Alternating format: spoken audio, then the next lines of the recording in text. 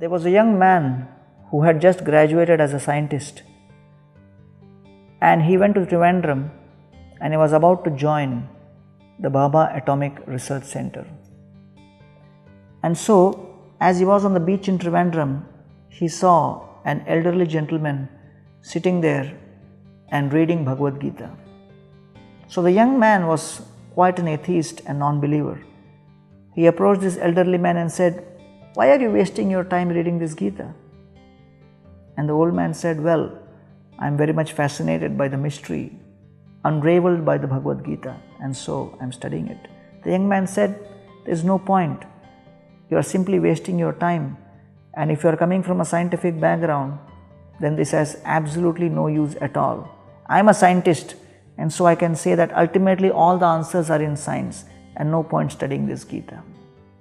The old man smiled and he asked, "Well, young man, what is your background and what's your profession?" And the young man said, "Well, I am a scientist and I am just going to enter the Bhabha Atomic Research Center."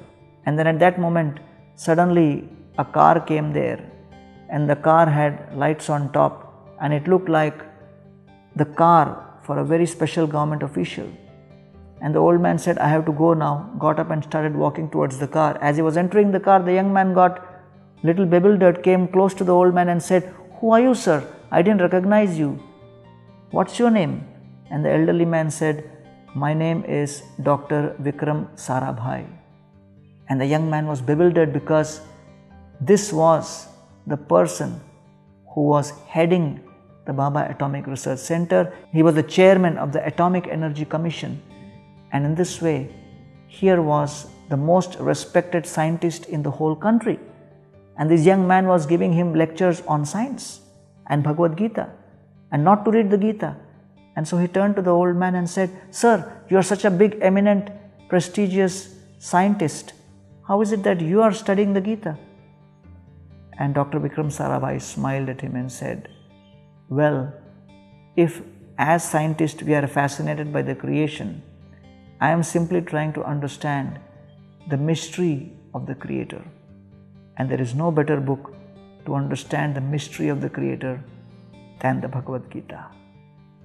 Aham sarvasya prabhavo mattah sarvam pravartate iti matva bhajante mam buddha bhava samanvitaha." Krishna says in Bhagavad Gita, "I am the ultimate creator, and knowing this, the great souls serve me with devotion."